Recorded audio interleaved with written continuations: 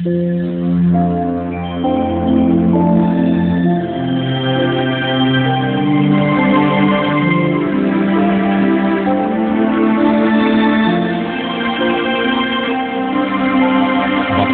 ang bumabasa at ang nangakikinig ng mga salita ng hula at tumutupad ng mga bagay na nasusulat doon, sapagkat ang panahoy malapit na.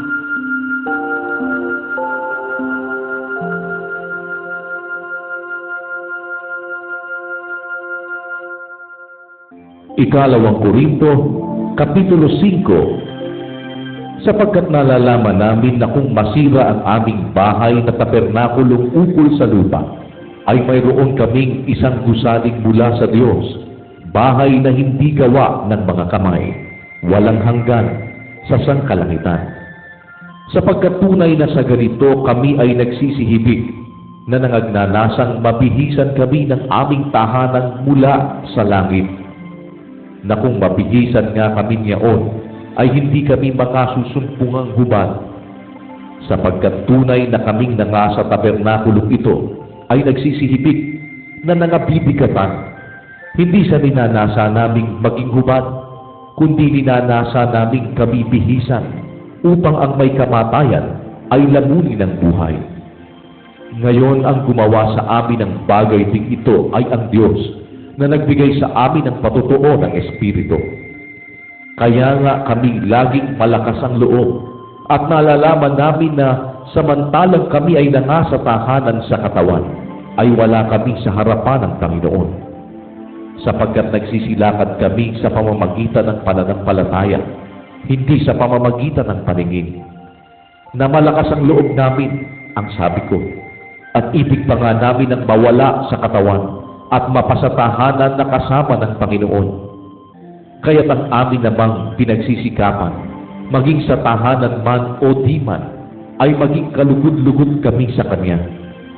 Sapagkat tayong lahat ay kinakailangang mahayag sa harapan ng hukuman ni Kristo, upang tumanggap ang bawat isa ng mga bagay na ginawa sa pamamagitan ng katawan, ayon sa ginawa niya, maging mabuti o masama. Yamang nalalaman niya ang pagkatakot sa Panginoon, ay aming hinihikayat ang mga tao. Ngunit kami ay nangahahayag sa Diyos, at inaasahan ko na kami ay nangahayag din naman sa inyong mga budhi. Hindi namin ipinagkakapuling muli ang aming sarili sa inyo, kundi binibigyan namin kayo ng dahilan na ikaluluwalhati ninyo dahil sa amin, upang kayo'y magkaroon ng maisasagot sa mga nagpapaluwalhati sa anyo at hindi sa puso. Sapagkat kung kami ay maging mga ulol, ay para sa Diyos, o maging kami ay mahinahon ng pag-iisip, ay para sa inyo. Sapagkat ang pag-ibig ni Kristo ay pumipilit sa amin, sapagkat ipinasisiya namin ang ganito, na kung ang isa ay namatay dahil sa lahat, kung kayo'y lahat ay nangamatay, at siya'y namatay dahil sa lahat, upang ang nangabubuhay ay huwag nang mabuhay pa sa kanilang sarili, kundi doon sa namatay dahil sa kanila at muling nabuhay. Kaya nga mula ngayon ay hindi namin nakikilala ang sino man ayon sa laman, bagamat nakilala namin si Kristo ayon sa laman, ngunit sa ngayon hindi na namin nakikilala siyang gayon.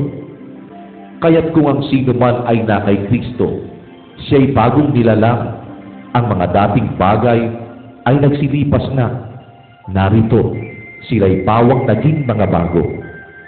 Datapwat ang lahat ng mga bagay ay pawang sa Diyos, na pinakipagkasundo tayo sa Kanya rin sa pamamagitan ni Kristo, at ibinigay sa amin ang ministeryo sa pagkakasundo.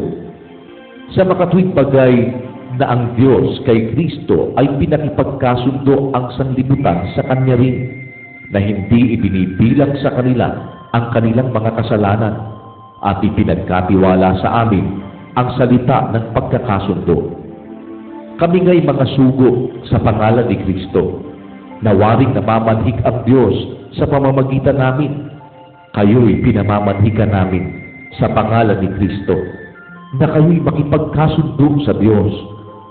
Yaong hindi nakakilala ng kasalanan ay Kanyang inaring may sala dahil sa atin, upang tayo'y maging sa Kanya'y katuwiran ng Diyos.